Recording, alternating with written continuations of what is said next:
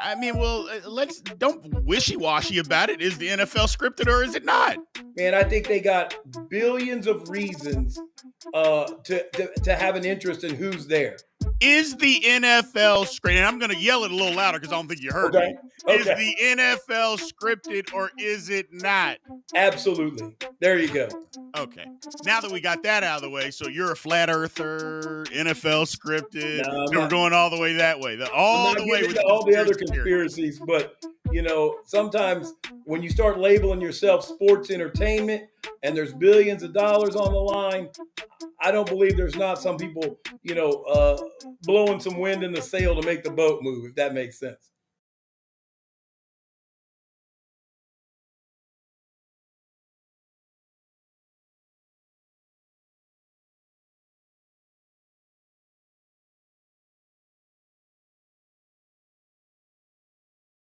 Welcome to Big B Daily. No frauds allowed.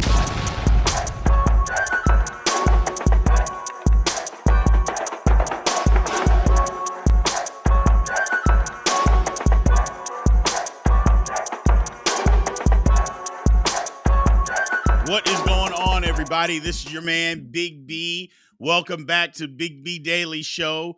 Thank you guys for coming. We appreciate you guys joining in. Good Wednesday today. We got a lot to cover.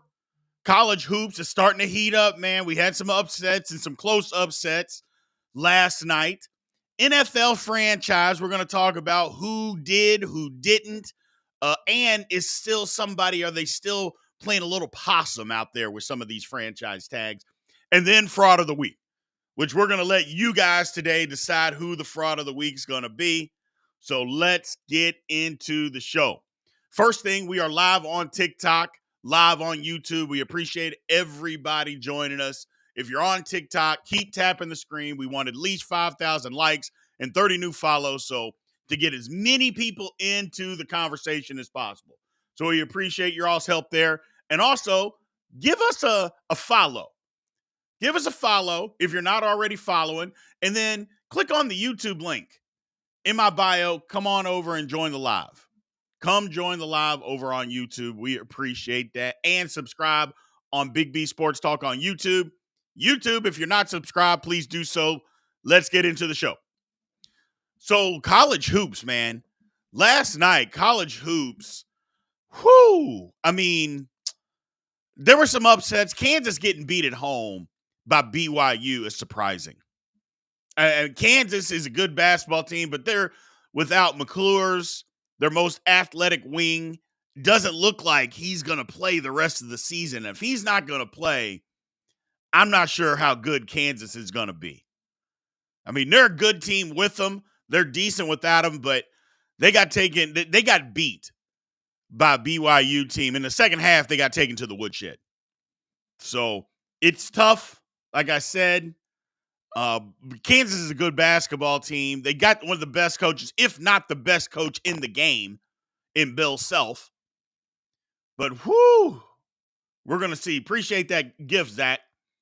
We'll see what happens. But college basketball is heating up. There was a brawl last night in college basketball. Texas Tech against Texas. I don't know if anybody saw that or not. But Lord have mercy. A Texas guy going for a loose ball just throws a body block in the Texas Tech player. He didn't even try to go for the ball. He just literally just ran right into him, threw his shoulder into the guy, and knocked him into the press, into the desk, the courtside desk where the press sits. Just ugly. Physical basketball, which I like. You know I like physical basketball, but unnecessary. They threw the kid out. Fans started throwing stuff all over the court, throwing bottles on the court, which is unnecessary. Come on, people. But man, just a melee. That's a big rivalry. It's more of a Texas Tech thing than it is Texas. Texas Tech feels inferior. They're out there in Lubbock kind of by itself. They don't like Texas at all. And Texas doesn't really pay them that much attention. And I think that's what bothers them, is that they don't get that much attention. So, but we'll see. We'll see what happens. I don't think they're going to play each other for probably quite some time since Texas is moving to the SEC. So that'll be the end of that rivalry, at least for the time being. Crazy basketball. We had a crazy ending. Nevada beat Colorado State last night on a 60-footer at the buzzer. Knocked it in. I mean, college, look, I know a lot of you guys don't watch college basketball or maybe don't pay attention to college basketball. You should start paying attention. I'm not saying they have all the star power and all of that because one and done in the NBA and everybody leaves so early. They have decided that they don't want college stars anymore. Because if you stay in college longer than 2 years, there's something wrong with you. But there's still good college basketball being played, people. Still a lot of good college basketball out there being played. So, my man over on TikTok says we play, well, I think you meant to say pay them millions to go out there and play like females. Go play WNBA. What are you talking about, my man? Are you mad at the NBA players? Okay. Be mad at the NBA players, I guess. My man Adam, the Kentucky-Mississippi State game was a great game too. Mississippi State gave the game away. Kentucky, now don't get me wrong, Kentucky played well, got back in it, took the lead, but they were down like 14 points. And then Shepard caught fire and ended up bringing them back, hits a shot at the very end. Reed Shepard is a good basketball player. He's a good basketball player. Is he going to be a pro? I don't know, but he's a good basketball player. I think he's got a place in the NBA. He can shoot. He's an actual point guard. He's got a place in the NBA. So let's take it over here. My man, Pat Cockrell, I was waiting for him to come in to talk about this Texas game. As a Tech fan, I'm embarrassed. The play by UT was dirty as hell. Yeah, and it was. But the reaction from some of the fans made it worse on our part. I don't know if it made it worse, but it was ridiculous. Because the Texas Tech guy could have gotten hurt. That's the thing. He could have gotten hurt. It was dirty. It was cheap. It was low down. But you're right. People throwing stuff on the court is ridiculous. So, my man over on TikTok saying, what's your opinion on Purdue winning the Natty? Look, I know this is probably going to make Purdue fans mad or people in general. But until Purdue beats a team in the tournament that have athletic guards, I am not going to be a believer in Purdue. I'm just not. I mean, it's not saying that they can't do it this year, but we've seen Purdue the last 2 years can't guard athletic guards, can't keep them in front of them, and they lose. And not to teams that, like from the Pac-12 or from the Big 12 or from the ACC. Or they're losing to St. Peter's and Fairleigh Dickinson. That's who's knocked out Purdue the last 2 years in the NCAA tournament. St. Peter's and Fairleigh Dickinson. All because they had guards that Purdue guys could not stay in front of, and they couldn't guard them. So, and they put Zach Edey in a pick and roll, and he can't guard a pick and roll. Matt Painter just refuses to go zone, and they get beat. So, I mean, at some point, Matt Painter's got to be better than that. Hopefully, he's learned his lesson. Hopefully, he has learned his lesson. So, but we'll see. We will see. Let's see here. We got a couple of comments over on YouTube. And they're saying, Big B, you played in the league, so I respect your opinion. First of all, I didn't play in the league. I played college. What happened to evaluating character before the draft? My man, Bill, they evaluate character about as highly as they can before the draft, my man. I mean, they evaluate character before the end. I mean, first of all, they leak out all those tests Why do you think they're doing that? To say somebody's not smart and to talk about their character. They evaluate character non-stop in the NBA. Non-stop. So I'm not sure what part or where you get that, but they absolutely evaluate character. So they do it constantly. Constantly, my man. So, but to your point, Pat Cockrell says, to point on the rivalry, I could care less if UT pays attention to us or not out in Lubbock. Most of us understand the dynamic. The hatred comes from pure arrogance of their fan base. And I think that's the whole problem. The pure arrogance of their fan base, they don't pay anybody attention in Texas except for themselves. And everybody else is beneath them. That's where people get sideways with Texas. I get it, though. I get it. But college basketball is eating up, man. I love it. I love it. And soon, very soon, we might even have something where Big B is talking about picking the tournament games. Very, very soon. It might be out there. We'll see. We'll see how it goes. We'll see how it goes. So, but yeah, I love the NCAA tournament, people. Memphis to the Final Four. Is Memphis even going to make the tournament, Ash? Now, I know they got a big win on Sunday, but is Memphis even going to make the tournament? Are they going to make it? I don't know. I don't know. Community bracket, says Zach. Now, that's a good idea. And I was talking to somebody about it.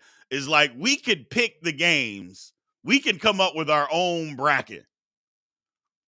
And do something of that nature. I'm still figuring out the details on how we need to get this done. But maybe we pick a bracket together, or we have a bracket challenge. I'm thinking more of we have a bracket challenge. You know, Big B's bracket challenge on either ESPN, probably ESPN or CBS Sports, one of the two. We'll find out which. But I think we definitely need a community bracket. I think we definitely need a community bracket, and we need a community bracket challenge. Like, we pick a bracket, and then we throw that into like ESPN and see if we win. Hell, if we win, what is it, $1 million? I'll split $1 million with you guys. I won't mind. I won't mind. Now, we're gonna have to keep the number low because it can't be 1,000 of us splitting $1 million. I'm gonna be upset. But if it's 10 of us, I'll split $1 million.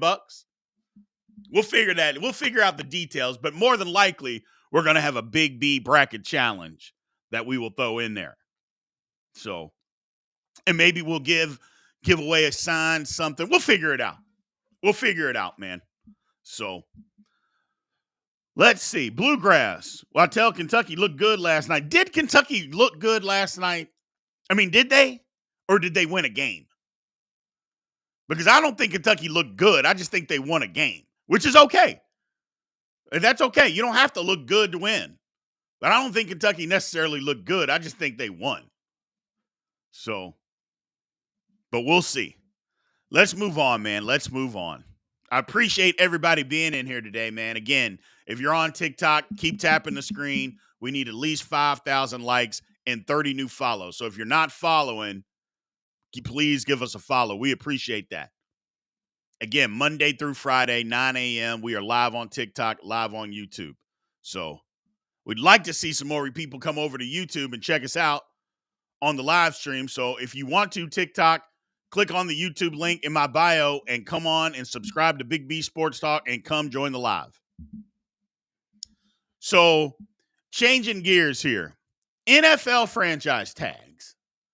So we have one confirmed, or basically two, is the Chiefs have said that they are going to tag L'Jarius Sneed. Okay. And then I guess Cincinnati, I mean, they're saying that they're going to tag T. Higgins, so we'll just take them at their word. So they're saying the same thing. Now, both of them keep saying, well, they're open to trades. I don't think the Chiefs are open to trading L'Jarius Sneed at all. I think they want to bring him back. They can't franchise him and Chris Jones And with the salary cap going up, they can keep both. They can sign L'Jarius Sneed next year if they choose to do so, which I think they probably will. So, but we'll see. But they're definitely going to franchise him, but they're not going to trade him. They'd be crazy to trade Sneed. That doesn't make any sense. Doesn't make any sense whatsoever. So they can keep them both. And they will probably do so. Chuck Miller is saying, let Jones walk. It's hard to find a good corner. It's harder to find a dominant defensive tackle. You're not letting Chris Jones walk. Absolutely not. I mean, yes, I admit it's hard to find a good corner. But what's easier? A defensive tackle? I think you keep a dominant defensive tackle over a corner all day, every day. All day, every day. And for the simple reason of this, at corner, you can be as good as you want, but with the rules the way that they are, there's only so much that you can do. But a defensive tackle, stopping the run, collapsing the pocket, sacking the quarterback, not being moved off the line of scrimmage, I mean, it's invaluable. It's invaluable. They can't let Chris Jones walk. No way, no how. No way, no how. And Sneed, I would try to find a way to keep them both. I'll be honest with you. I would. I would try to find a way to keep both Sneed and Chris Jones. It may not be possible, but I would at least try to find a way. So, not to mention, what would they do? Are the Chiefs, do we think the Chiefs are going to try to sign a free agent wide receiver? And I don't want to hear about the talk that they're going to trade for Justin Jefferson. No. Minnesota's not doing that. Okay? Because you already have the receiver. You just need to bring in the quarterback. They're not trading Justin Jefferson. So, and the Chiefs are not going to do that either. They're not going to give up all of that for Justin Jefferson. And then you're going to have to sign him to a big deal. So no. Because the Chiefs have proven we just need competent wide receiver play, and we can go win a Super Bowl. We don't have to have the best receiver in the league and paying him $30 million a year to go win the Super Bowl. They've proven they don't have to have that. They just need competent. That's all. So we'll see what happens. Moving on to Cincinnati with T. Higgins. Now, that's a team that I think they should keep. I think they need to do whatever they can to sign T. Higgins, and here's the reason why. They've had success with that formula. Just keep it going. If you can keep Burrow upright and keep him healthy, continue with that success. That's what's gotten you here. You have a good defense, but you're not paying your defense trillions of dollars, and it's one way or another. Teams got to decide, are we going heavy on offense or are we going heavy on defense? And usually the teams that kind of split it down the middle, they're not the best. One is we're going heavy this side or heavy on the other side. So we'll see what happens. I think they should keep T. Higgins. I think they should work to try to get him a long-term deal. But tell T. Higgins, you're not the best receiver on the team. You're not one of the best in the league. We're going to pay you number 2 wide receiver money. Do you want to stay? And let it be. And if he does, great. But don't go out there paying T. Higgins $25 million a year to be the number 2 receiver on your football team. It doesn't make sense. And Cincinnati's not going to do that. First of all, they're one of the most frugal franchises in the NFL. But they're also good when it comes to making those kinds of decisions. They're not going to just go out and pay, for that. So we'll see. We will see. My man Wakan says is that Miami is way over cap space. How do they keep Wilkins long term? I don't think they do. Just flat out, I don't think they do. I think Miami is one of those teams that is saying we're going to go heavy on offense. We'll find a way on defense. We'll keep drafting young guys and we'll find a way on defense. So that's what I believe. That's what I believe. My man Darren Howard on YouTube says, a dominant D tackle that can rush all 4 positions on the defensive line, stout against the run, a leader with a mean streak. Where are they growing those at? You got to keep Jones. Absolutely. Cannot get rid of Chris Jones. Cannot. Would be the ultimate mistake. Ultimate mistake. But we've seen teams make mistakes, but I don't think the Chiefs are in the business of letting those guys go. So I don't think they're in that business. My man Bill Kernan, with the new cap rule, since he's going to have to open the purse strings. And they have. And the cap going up. This is, because they were notorious for being at 60%. 70% of what the cap was. Until the NFL put that rule in, you got to spend at least 90% of the cap money. So to ensure that you're trying to put out there a competitive football team. So that's a good thing. Now let's talk about guys that didn't get franchised up to this point. Let's start with Josh Jacobs, Raiders running back. Where does he land? Austin Eckler, where does he land? They weren't going to franchise like Derrick Henry. They weren't going to do that. But Saquon Barkley, where does he land? Saquon is the one that everybody keeps talking about. Is he better than Josh Jacobs? I think he is, because he's better. He doesn't have to come off the field. Jacobs isn't great out of the backfield. I'm not saying he's horrible, but he's not as good as Saquon. Why would Saquon go to the Lions? That's not what the Lions need. The Lions don't need him. So no. The Lions need more defensive help. They could use another wideout. They got other needs that they need, not a running back. Dallas comes to mind. Washington, possibly. Tampa, possibly for Saquon. That's a team that nobody's talking about. They could use him. We'll see. There Philly for sure could use Saquon Barkley. The Ravens need to go all in on getting Derrick Henry, don't they? Don't they need to do that? Don't the Ravens just need to say, you know what? We can run a read option with Lamar Jackson and Derrick Henry. Pick your poison. And if I pull it, I'm throwing it over the top. I just think you've got to do that. I think if you're the Ravens, you got to go all in to get Derrick Henry. You got to go all in to get Derrick Henry.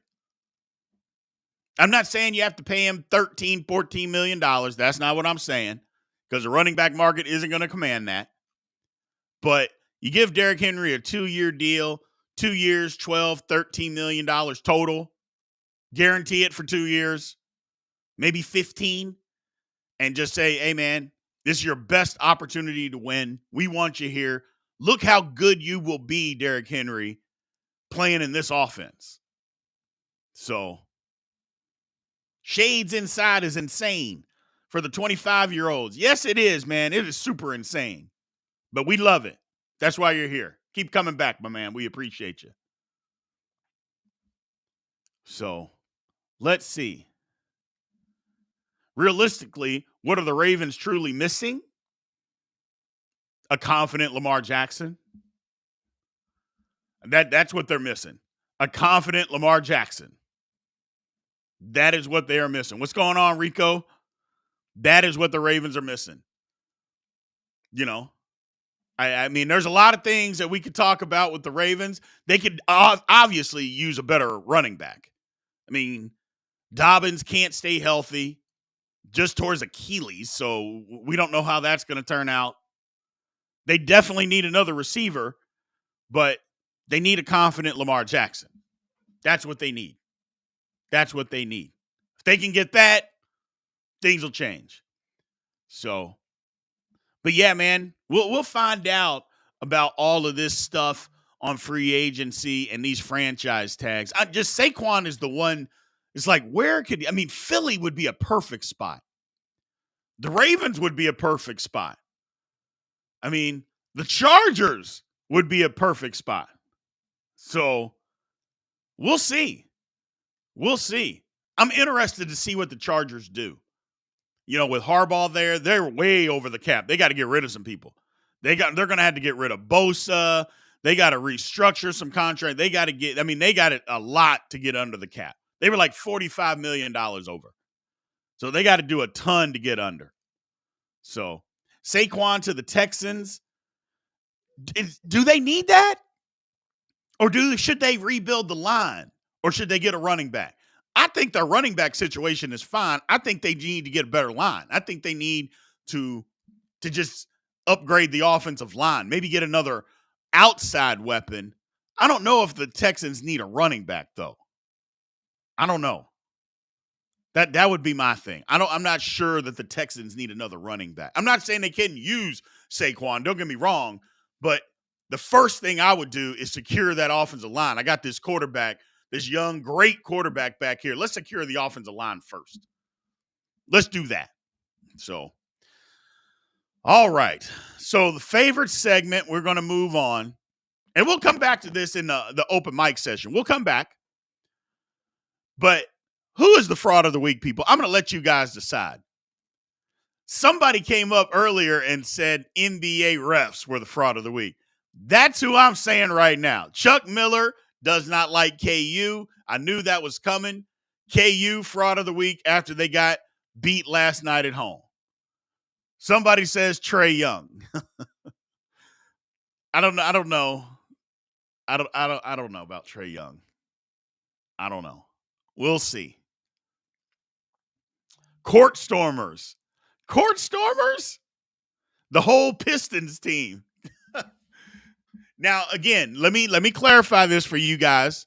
From people that aren't familiar, is fraud of the week is you have to be considered good and then do something fraudulent.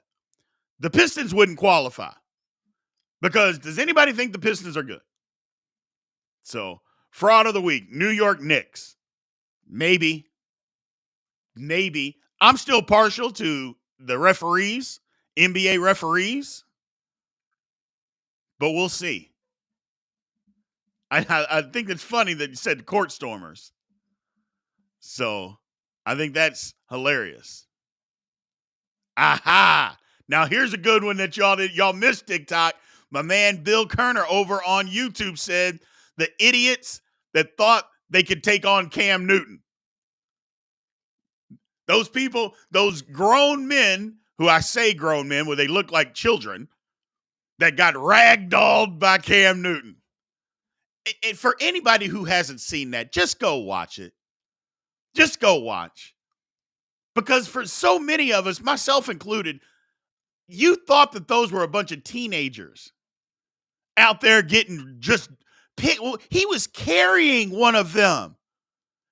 I mean, do you know how embarrassed you must be? You're a grown man getting into a fight, and a guy puts his arm around you and just picks you up with one arm and carrying you like a sack of potatoes.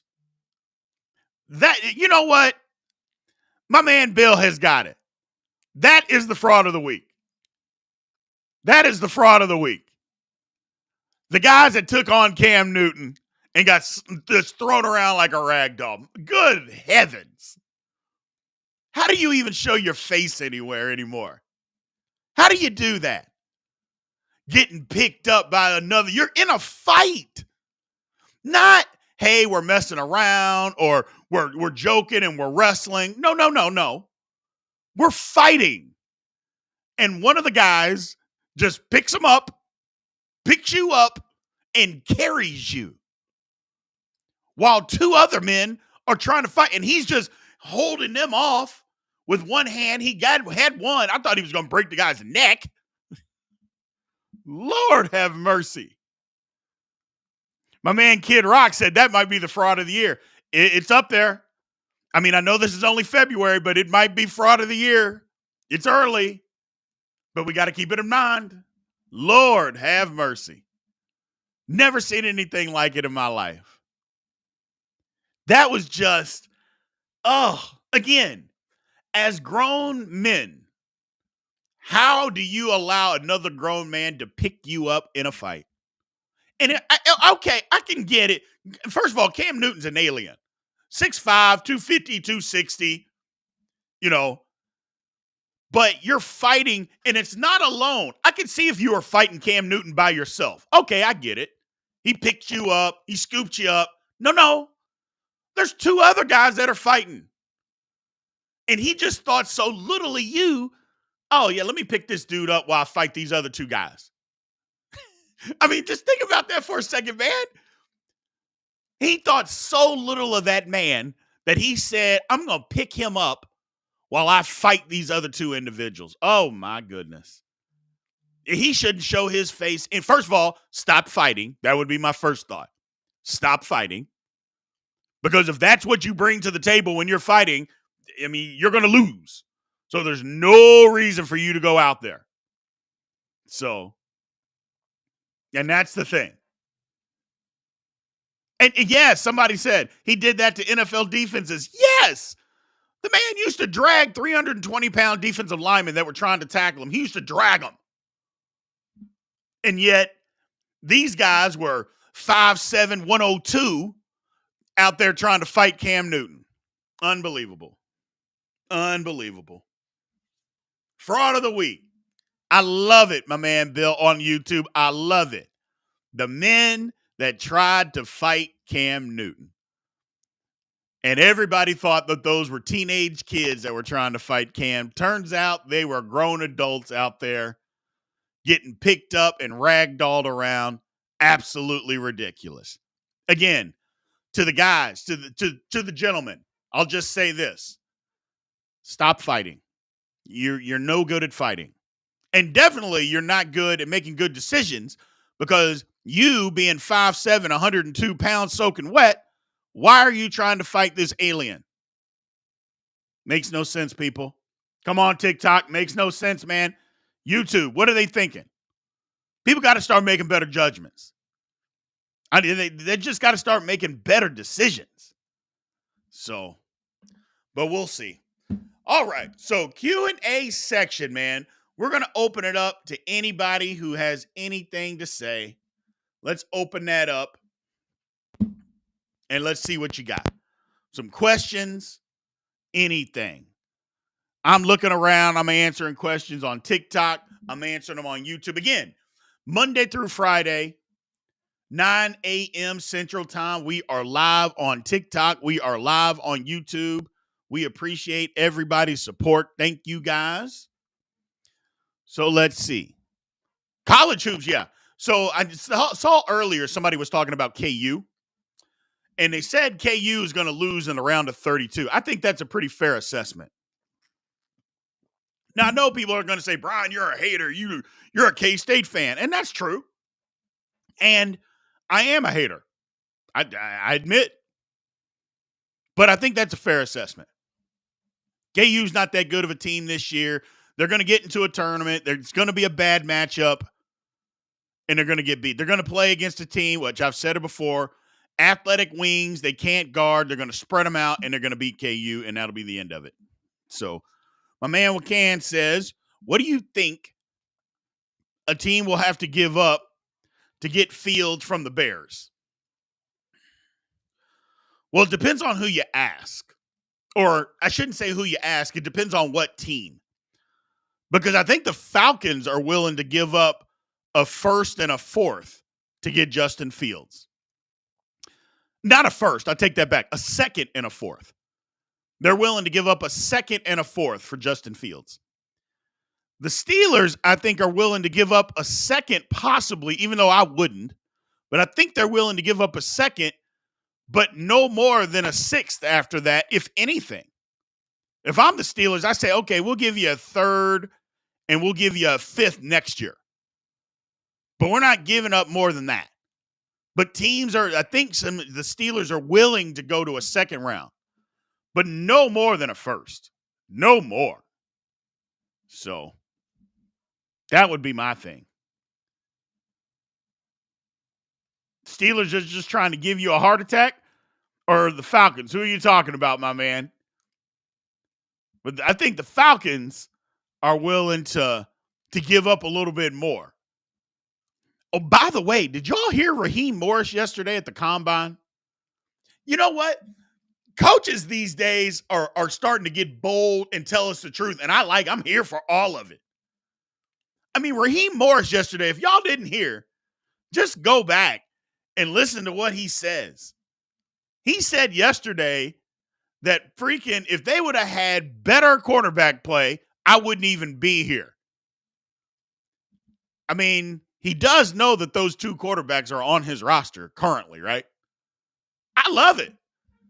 Just telling people the truth. Be honest. I love it. Just came out and said it too. Hey man, if they had better quarterback play last year, I wouldn't even be sitting here. However, because our quarterback play is garbage truck water, Lord have mercy. I love it. Yeah, so tired of coach speak. We don't want coach speak. Just tell us the truth. We know the truth. We see the truth. Just say it. Now, also, that's probably a man that knows that he's probably going to end up cutting those quarterbacks. But why they thought Ritter was going to be the guy in Atlanta, I don't know. I don't know. Whew. Ritter. I know a lot of y'all are talking about MVS got cut by the Chiefs. Does that move the needle for anybody? Because it doesn't move the needle for me. I mean, he was bad. He kept dropping passes. Now, he caught a few in the Super Bowl, but in the playoffs. But MVS can go, and I don't think any Chiefs fan is going to be upset by him not being anymore. So, and yeah, that's the problem with Atlanta, the ownership. The ownership in Atlanta, Arthur Blank, he doesn't get the cachet that Jerry Jones, or the flack, I should say, that Jerry Jones does, but Arthur Blank is bad too. Coming out talking about, well, yeah, look, in hindsight, it was bad not taking Lamar Jackson, or at least taking a stab at Lamar Jackson, but we thought we had the guy in Desmond Ridder. Well, who made that decision? Because whoever made that decision should be immediately fired. Immediately fired. So if that's the case, if Arthur Blank is the one, he needs to start staying out of football operations if he's the person who said that or made that decision. And if it was somebody else, Terry Fontenot, the general manager, he should be fired. By saying, we'd rather go with Ridder than Lamar Jackson. We're good. Okay. And how did that turn out? Steelers are not sticking with Pickett. Don't do that to me, man. Don't say that.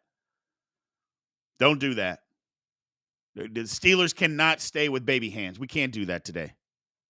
Don't do. I was having a good day, man. Don't say stuff like that to me.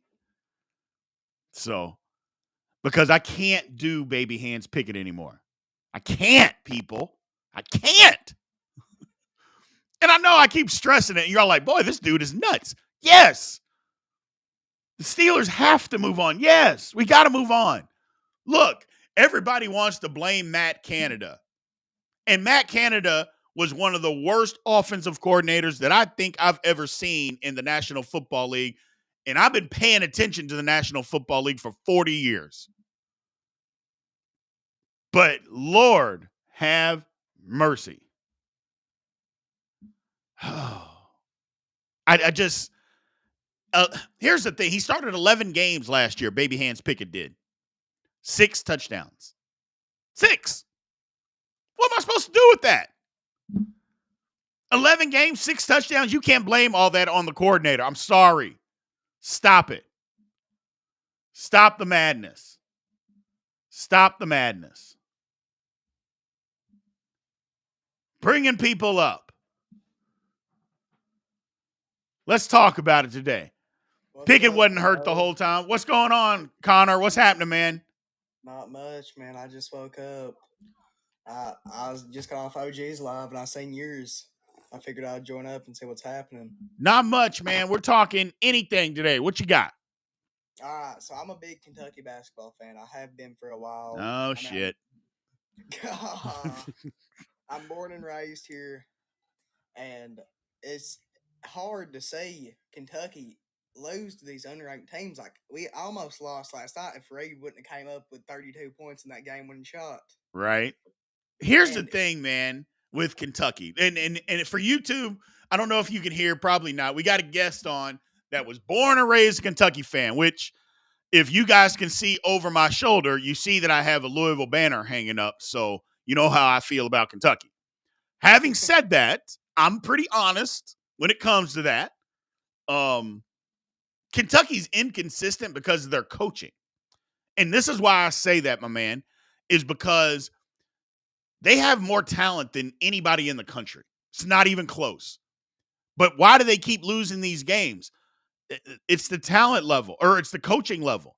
yeah, Calipari doesn't have it anymore. He can recruit. He's more of a recruiter than what he is a coach. To be Yes. honest. He can't put the guys in position. Look, here's the thing. When he was getting the best of the best, Kentucky was really good. Anthony Davis, John Wall, DeMarcus Cousins, Jamal Murray. I mean, the list goes on and on and on. But then when he stopped getting the best of the best, I'm not saying he didn't have really good players, but he didn't have the best of the best. Then how good were they? And that's where the difference comes in. Exactly. You know? But Cal, I feel like he needs to get somebody on the staff that can like coach the team and show them what to do. Like I can understand because he's a big recruiter. Like he's one of the best recruiters in college basketball, and you see it, him getting these 5 stars every season, but they don't do nothing with them. I got They you. go out there, just like Bradshaw. Like everybody thought he was going to be a monster this year, and him like came back and put up 20 points his first game of the season. Like whenever he came back from that injury, and has not seen that success again. No. And it's crazy. Well, here's the thing is that Bradshaw was a project. And I don't think people wanted to admit that. But Bradshaw wasn't a good offensive player. He's the typical big man in today's basketball. Can't give it to him in the low post to go score. He's a screener. He's a rebounder. He's a defender. That's what he is. Everybody thought he could shoot, and it's just He showing can't. that he really can. He cannot. And that's where the difference is. He is the typical big man in today's basketball. He'll be better in the NBA than he will be in college, because in college, you can still use a big man and be effective. Exactly. He absolutely can, but he can't do that.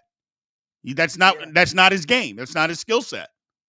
And I don't know what Kentucky's projected to be like in the seeding for the NCAA. Like a 4 or 5 seed.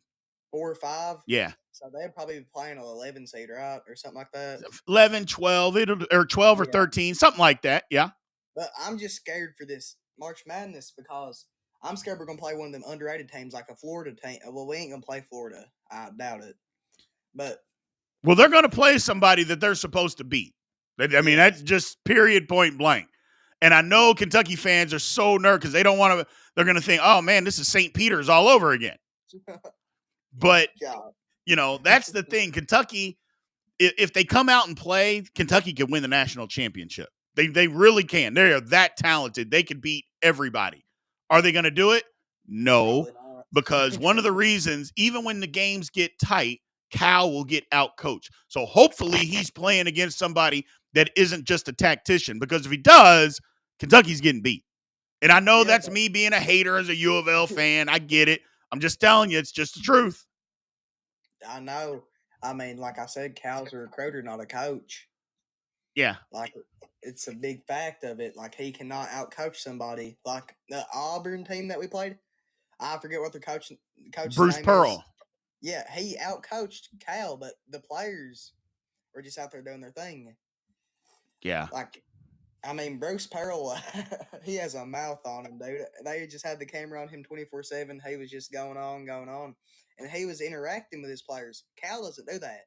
No, he doesn't. That's a big part of it. But we'll see, man. I appreciate you joining us today, bro. Thank you.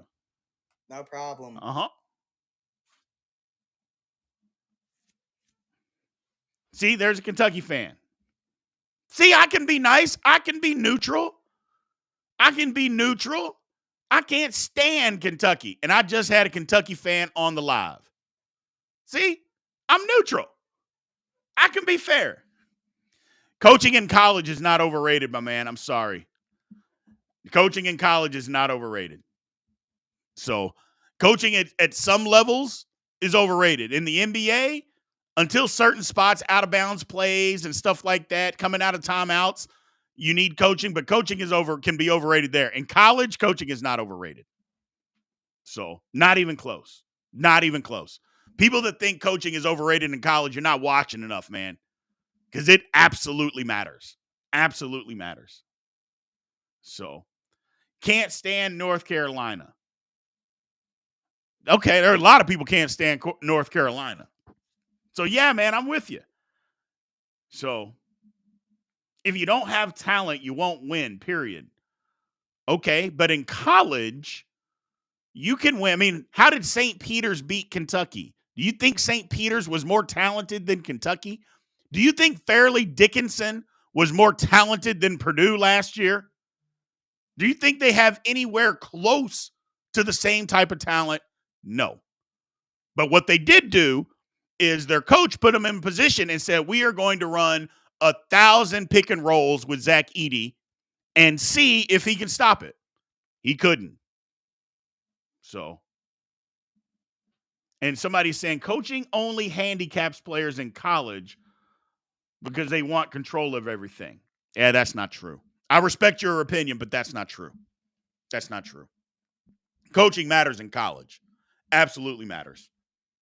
So, part of coaching, though, in college, and this is an underrated, I guess, thought, in college, recruiting is coaching. I would say 65% of coaching in college is recruiting because you got to get the guys there.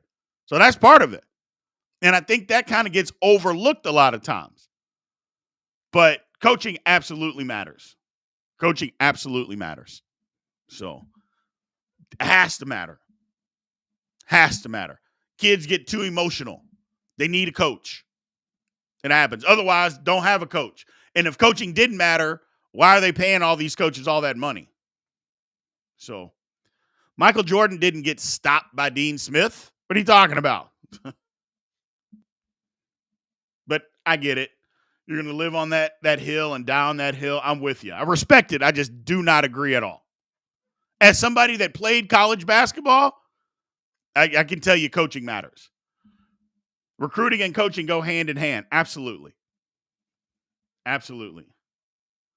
So, yeah, he's talking about that the only person who stopped Michael Jordan was Dean Smith. I'm like, he played with three other, one was a number 1 draft pick. The other one was number 3. I'm like, on the same team. Lord. I mean, they had a ton of talent. It should have only given the ball to Michael Jordan. You had James Worthy, Sam Perkins, Brad Doherty, Matt Doherty, Kenny Smith. I mean, they had guys that could play. But I get it. I get what you're saying. I get what you're saying. Coaching matters, but if you can't get yourself ready for a big game, you shouldn't be playing. I agree with that 1,000%, Michael. If you can't get yourself ready to play in any game, that's on you. You know, I 1,000% agree with that. So, 1,000%. I played Division I college basketball, and I guarantee coaches are control freaks. Well, nobody said coaches aren't control freaks. That doesn't mean that they're not control freaks, but coaching absolutely matters. So, two things can be true. They can be control freaks, and coaching can matter. And I believe it does. Has to at the college level. Has to. So, here's one from my man Bill on YouTube. He says, if Justin Fields ends up with the Raiders, it will be a total waste of great talent. That offense does not complement his ability. It would be Groundhog Day. Well, Bill, here's the one thing. I would say if the Raiders end up with Fields, they're going to change their offense to fit what he does. That would be the first thing. Now, I'm assuming my man Bill does not like the Raiders. But I think if Justin Fields were to be a Raider, they would change what they are doing. So I think they would change what they are doing. That would be what I think. I think the Raiders got a shot. They got to get some of this right. They got to get the right people in the building there. And then they got to figure out the quarterback spot pretty quickly. I think the Raiders are going to draft somebody, but where they're picking, I don't know, man. I don't know. I mean, a lot of people are saying that the Raiders need to trade up and get one of these guys. I'm like, I don't know. Do the Raiders trade up to get Jaden Daniels? Do they move ahead of Atlanta to do that? If Atlanta doesn't get Justin Fields? We'll see. We will see. I like that, though. The Raiders are in a tough spot because they're too low to get one of the top quarterbacks. And again, I don't know about you guys, and I know a few. I've said it here a bunch of times. I am just not a believer in Penix and Bo Nix. I'm not a believer. Jaden Daniels, I can get behind him. I really like Drake May. I really like Caleb Williams. I'm just not a believer in Penix or Bo Nix. Not a believer. Now, don't get me wrong. I hope they prove me wrong because you guys know how I am. I'm pro player. I just don't see it. I don't see it. I know what I saw. I don't see it. So hopefully the Raiders can move up and get one of those guys. I'll be interested to see what the Raiders do because they got, like I said, they got to get their quarterback room right, and they got to get it right quickly. So Daniels may be the best. His stock is rising. We'll see.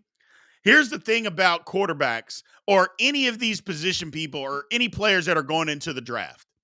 Everybody talks about their stock rising, falling, and nobody's played a football game. That's the thing. Nobody has played a football game, and everybody continues to talk about their stock rising and falling. I mean, we've seen all the film. Film didn't just come out. People have been watching film on these guys forever. It's the end of February. It's about to be March. We've seen the film. None of that changed. We saw what we saw on the field. None of that changed. So why always the up and down, or his stock is rising, his is falling? It's all rumors. And it gets nauseating. We love talking about it, but it's crazy. So that's the reality. Your stock is potential. Damn right. This stock is nothing but potential. Nothing but potential. But at least the NFL allows grown man potential, where in the NBA, hey, if you're 19 and you ain't coming into the league, you got a problem. There's something wrong with you. Whew. Oh, well, we're going to shut this one down for the day, people. Well, I appreciate everybody that joined. Again, if you're not following on TikTok, give us a follow. Click on the YouTube link in my bio. Come on over to YouTube. Catch the live stream over there. Subscribe to Big B Sports Talk. We appreciate everybody that joined Big B Daily. Monday through Friday, 9 a.m. Central Time. We appreciate everybody here that came in. We will be back tomorrow. Hopefully we do it better. Aloha, people.